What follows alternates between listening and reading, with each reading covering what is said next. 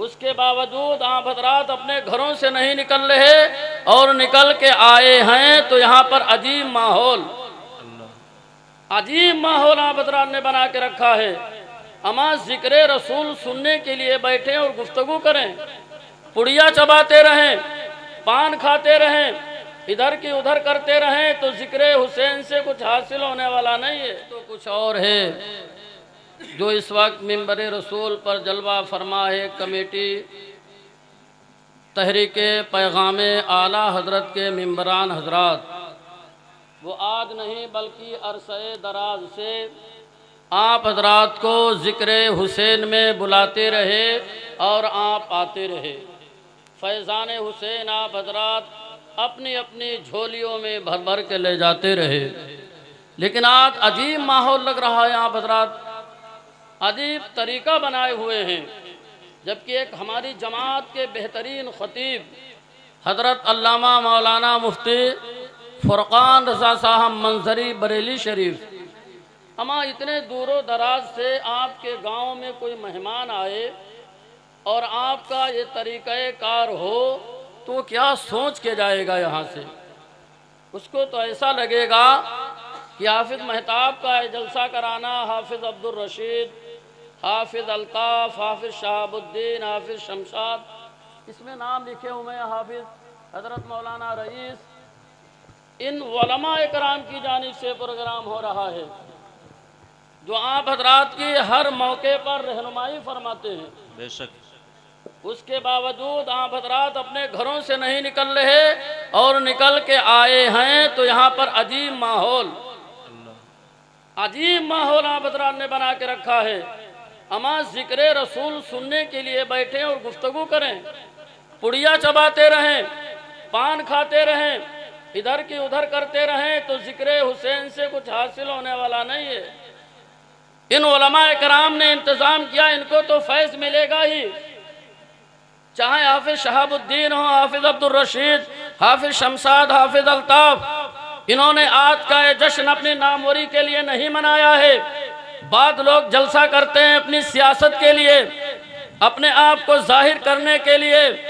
आज का ये जलसा अगर हो रहा है तो इमाम हुसैन की शहादत के लिए, किसी इंसान की तारीफ में नहीं हो रहा है। वो इंसान जिसकी ज़ात इमाम हुसैन रज़ी अल्लाह ताला अन्हु के नाम से जानी जाती है, वो किसी तारुफ की मोहताज नहीं है ज़ात। हम इसलिए जिक्र हुसैन करते हैं, इसलिए जिक्र हुसैन सजाते हैं, इसलिए जिक्र हुसैन में आपको बुलाते हैं, इसलिए जिक्र हुसैन में लोगों को दावतें देते हैं, वलमा को जमा करते हैं, वलमा को इकट्ठा करते हैं, पैसा खर्च किया जाता है, नींदों की कुर्बानियाँ दी जाती हैं। वजह क्या है? सिर्फ वजह यह है आका हुसैन राजी हो गए तो अल्लाह रसूल राजी हो जाएगा। लेकिन ये राजी करने का तरीका नहीं है। आप हजरात का पुड़िया चबा रहे हैं, सुभान अल्लाह भी कह रहे हैं, मुंह से बदबू आ रही है और अल्लाह की पाकी बयान कर रहे हैं। हमारे पाक महफिल है, जिक्र हुसैन की महफिल है। जिक्र हुसैन कोई छोटी चीज नहीं है, बल्कि जिक्र हुसैन इबादत है, इबादत। जितनी देर जिक्र हुसैन में बैठे रहेंगे, वलमा सुनाते रहेंगे, आपके नामे आमाल में फरिश्ते नेकियां लिखते रहेंगे। जिक्र हुसैन में आए हो मेरे भाई, इमाम हुसैन की ज़ात, अल्लाह अकबर। हमारे उस्ताद गिरामी हजरत अल्लामा मौलाना मुफ्ती आशिकुल कादरी साहब ने सरकार इमाम हुसैन रज़ी अल्लाह ताला अन्हु की शान में बड़ा ही अच्छा कलाम लिखा है, बड़ी अच्छी मनक़बत लिखी है। हुजूर लिखते हैं कि शहदाओं में सबसे आला है रुतबा हुसैन का। बुलंद आवाज़ से कह दें सुभान अल्लाह। अरबाबे मिंबर से भी गुजारिश है, आप हजरात चाहें तो ये प्रोग्राम को उरूज तक पहुँचाएँ और ना चाहें तो खामोशी से बैठे रहें। तकरीर होती नहीं है, तकरीर कराई जाती है। हक बात है, हक बात है। सच्चाई यही है। बड़ा कीमती अशार कहा है मुफ्ती साहब ने, शहदाओं में सबसे आला है रुतबा हुसैन का और फर्शे ज़मीन से अर्श तक सोहरा हुसैन का। अमा इस ज़मीन पर भी इमाम हुसैन का जिक्र है, आसमान पर भी इमाम हुसैन का जिक्र है, चरिंदों परिंद की ज़ुबान पर भी इमाम हुसैन का जिक्र है। अगर आज हम टापर के सुन्नी गयूर मुसलमान जिक्र हुसैन की महफिल को सजा के रखा है, आपको बुला करके बिठाया है, तो कोई बड़ी बात नहीं है। हम आका हुसैन तो वो है, अल्लाह अकबर। सिद्दीक अकबर फरमाते हैं मेरा हुसैन, उमर फारूक आदम कहते हैं मेरा हुसैन, उस्मान गनी कहते हैं मेरा हुसैन, अली फरमाते हैं मेरे दिल का टुकड़ा हुसैन, फातिमा फरमाती हैं मेरी आंखों का तारा नूरे नजर हुसैन। आका फरमाते हैं अल हुसैन मिन्नी व अना मिनल हुसैन। आका ने फरमाया अल हुसैन मिन्नी व अना मिनल हुसैन, यानी हुसैन मुझसे हैं और मैं हुसैन से हूँ। बेशक गौर करो कितनी बड़ी बात मेरे आका ने कह दी। आका फरमाते अल हुसैन मिन्नी व अना मिनल हुसैन, हुसैन मुझसे हैं, मैं हुसैन से हूँ। गौर करिए मेरे भाई, इमाम हुसैन के नाम को तो देखो, इमाम हुसैन के नाम को जब लिखोगे, हुसैन की है को लिखोगे, हुसैन की है में इस्लाम की, हुसैन की है में इस्लाम की हिमायत है, हुसैन की ये में इस्लाम की यारी है, हुसैन की सीन में इस्लाम की सलामती है, हुसैन के नूर में निज़ाम मुस्तफ़ा के जलवे नजर आए। बेशक सुभान अल्लाह, सुभान। नारे तकबीर, नारे रिसालत, नारे रिसालत, जश्न शहदाए करबला कॉन्फ्रेंस, नारे तकबीर, नारे रिसालत। वो हुसैन जो किसी जात का मोहताज नहीं, किसी के तारुफ का मोहताज नहीं। हम जिक्र हुसैन इसलिए करते हैं आका हुसैन राजी हो जाएंगे, परवरदिगार आलम हमारे आपके सबके गुनाहों को माफ फरमा देगा। बेशक इसीलिए तो सरकार हुजूर आशिकुल कादरी साहब लिखते हैं शहदाओं में सबसे आला है रुतबा हुसैन का, फर्शे ज़मी से अर्श तक सोहरा हुसैन का। बड़ा कीमती शेर कहा है हजरत ने, बेमिसल है जहान में कुंबा हुसैन का, बेमिसल है जहान में कुंबा हुसैन का, और कुरान पाक पढ़ता है खुतबा हुसैन का। बेशक सुभान अल्लाह। कुरान पाक पढ़ता है खुतबा हुसैन का। और जुल्मो सितम की आंधी चली कैसी नारवा, जुल्मो सितम की आंधी चली कैसी नारवा, सब करबला में लुट गया कुंबा हुसैन का, सब करबला में लुट गया कुंबा हुसैन का। और बरसा रहा है चश्मे फलक अब तलक लहू। आज आप हजरात हम लोग मुस्कुराते हैं, हंसते हैं, जिक्र हुसैन में बैठ करके गुफ्तगू करते हैं। इस अशार के ऊपर तवज्जो दीजिए, बरसा रहा है चश्मे फलक अब तलक लहू, पुरदर्द वाक़या है ये कैसा हुसैन का। हम अपने दिल के ऊपर हाथ रख करके सोचें तो शहादत इमाम हुसैन के बाद सारी दुनिया तारीक हो गई, अंधेरा छा गया, एक दूसरा शख्स एक दूसरे को नजर नहीं आता था।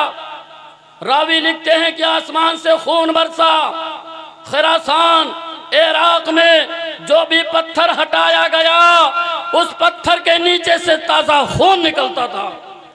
जिन लोगों ने अपने कपड़ों को दीवारों के ऊपर टांग रखे थे, आसमान से ऐसा खून बरसा, ऐसा खून बरसा कि उनके कपड़े खून में रंगीन हो गए और वो खून के धब्बे लाख धुले गए, लेकिन खून के धब्बे नहीं गए, कपड़े फट करके रेजा रेजा हो गए, लेकिन इमाम हुसैन की शहादत की सुर्खी में कोई कमी नहीं आई। आज मुसलमान जिक्र हुसैन तो करता है लेकिन उसको फिक्र हुसैन नहीं है। आका हुसैन ने अपनी जिंदगी को, अपने आप को, अपने खानदान को, अपने नन्हे नन्हे बच्चों को, अपने आबाओ अंसार को राह खुदा में कटवा दिया, राह खुदा में कुर्बान करवा दिया। अपने आप की, अपनी जिंदगी का नजराना भी इमाम पाक ने राह खुदा में पेश कर दिया। ऐसा क्यों? नाना जान की शरीयत को बचाना था, इस्लाम के तरीक़े कार को बचाना था। मजहब इस्लाम को खून की ज़रूरत थी। इमाम पाक ने अपना खून जिगर पेश कर दिया, रहती दुनिया को ये पैगाम दे दिया, अय दुनिया वालों, अय मेरे नबी का कलमा पढ़ने वालों, अय मेरे नबी से मोहब्बत करने वालों, सुन लो, इस्लाम के लिए अगर कोई ज़रूरत आ जाए तो मेरी कुर्बानी को याद कर लेना। अगर बच्चों को कुर्बान करना पड़ जाए तो हज़रत अली अकबर, हज़रत अली असगर की शहादत को याद कर लेना। अगर भतीजे को कुर्बान करना पड़ जाए, हजरत कासिम की जवानी को याद कर लेना। अगर भाई को इस्लाम के लिए कुर्बान करना पड़ जाए तो मेरे भाई हजरत अब्बास नंबरदार को याद कर लेना। अगर भांजों की कुर्बानी पेश करनी पड़ जाए तो उन्होंने मोहम्मद को याद कर लेना। इनकी कुर्बानी याद करके इस्लाम की बका के लिए अपना तन मन धन सब कुर्बान कर देना, लेकिन मज़हब इस्लाम को निस्तो नाबूद होने से बचा लेना। अल्लाह अकबर, अल्लाह अकबर, या रसूल अल्लाह, या रसूल अल्लाह, जिंदाबाद, जिंदाबाद, जिंदाबाद, अल्लाह अकबर। हजरात, लेकिन आज अजब हाल है, दावा तो है मोहब्बत का, काम कर रहे हैं यजीदियों जैसे। दावा है इमाम हुसैन की उल्फत का, काम कर रहे हैं शरीयत मुताहिरा से हट करके। आज हमारा सुन्नी सही अकीदा मुसलमान शरीयत के दामन को तार तार कर रहा है और कहता है हम इमाम हुसैन के चाहने वाले हैं, इमाम हुसैन के मानने वाले हैं। मेरे भाई, अपनी करतूतों के ऊपर नजर डालो, अपनी शब रोज की जिंदगी का मुताला करो और अपने सीने के ऊपर हाथ रख करके सोचो, ऐ मुसलमानों, अपने ज़हनो फिक्र में वो शहादत इमाम हुसैन लाओ। जब बच्चे कट रहे होंगे, इमाम हुसैन की जिगर पे क्या बीत रही होगी। भाई की शहादत हुई, इमाम हुसैन की जिगर पे क्या बीत रही होगी। भांजा कुर्बान हुआ, इमाम हुसैन के जिगर पे क्या बीत रही होगी। मेरे भाई, वो वक्त याद करो जहां पर 3 दिन का भूखा प्यासा नबी का नवासा और नबी के नवासे के आबाओ अंसार है। इस चीज को याद करो। आज खिल्ली उड़ाते हो जिक्र हुसैन में बैठ करके, गुफ्तगू करते हो जिक्र हुसैन में बैठ करके, शर्म हया का जनाजा निकाल दिया। आज हमारे बच्चे को हमको मालूम नहीं जिक्र हुसैन है क्या, शहादत हुसैन है क्या। हमारा शहादत हुसैन में, गमे हुसैन में, जिक्र हुसैन में अगर हुसैन की मोहब्बत में चंद कतरे आंखों से निकल आए और अल्लाह और उसके रसूल ने कबूल कर लिया तो हमारी निजात का जरिया बन जाएगा। आए हो जिक्र हुसैन में तो जिक्र हुसैन से कुछ लेकर के जाओ। आए हो जिक्र हुसैन में तो हुसैन की जिंदगी को अपने सामने रख करके मुकर्रिरीन और उलमा की गुफ्तगू को समाअत करो। आज अजब हाल है, अजीब व गरीब माहौल है हमारी कौम का, अजीब व गरीब तरीक़ाकार है हमारी कौम का। हजरात, अगर न संभले तो सुन लो, ये जालिम, ये जाबिर जो हर जगह सता रहे हैं, मुसलमानों को काट रहे हैं, मुसलमानों की इज्जत का जनाजा निकाल रहे हैं, तो वो दिन दूर नहीं, गाजर और मूली की तरह हम आप भी काट करके फेंक दिए जाएंगे। कोई यह बुका करने वाला नहीं होगा अगर यही तरीक़ाकार रहा हमारी ज़िंदगी का। आइए बस आखिरी बात आपके गोशे गुजार करूं, उसके बाद इंशाअल्लाह दूर दराज से आए हुए उलमा कराम की गुफ्तगू को समाअत करेंगे। मैं तो यूं ही चंद मिनट आ गया, तकरीर करने की गरज से नहीं आया था, लेकिन ये तो आका हुसैन का करम है कि सुनने और सुनाने वालों में मेरा भी नाम दर्ज हो गया। हजरात, हजरत मामून रशीद खलीफा हैं, मामून रशीद। हजरत मामून रशीद ने एक मरतबा अपने वजीर से कहा, अय मेरे वजीर, जा मेरी कौम में जा, उलमा से मुलाकात करो, आलिमों से मुलाकात करो, अल्लाह के नेक बंदों से मुलाकात करो और उनको मेरी बारगाह में लाओ और उनसे पूछो कोई अपनी ज़िंदगी का अजीब व गरीब वाक़या बयान करे। या तो उन्होंने अपनी आंखों से देखा हो, या तो किताबों में पढ़ा हो, या तो उन्होंने सुना हो। आ जाओ बेटा, यहाँ आ जाओ, माइक में तुम ही लग जाओ। और क्या है, दुरूद पाक पढ़ लीजिए बुलंद आवाज से। अल्लाहुम्मा सल्ली अला सय्यदना मौलाना मुहम्मद बारिक वसल्लम सल्लु अलैहि सलातो व सलाम अलैका या रसूल अल्लाह। मामून रशीद ने अपने वजीर को दौड़ाया, काफी उलमा इकराम की खिदमत में उनका वजीर गया। कहा मामून रशीद ने सवाल किया, या तो अजीब गरीब कोई वाकया बयान कर दीजिए जो आपने सुना हो या देखा हो या पढ़ा हो।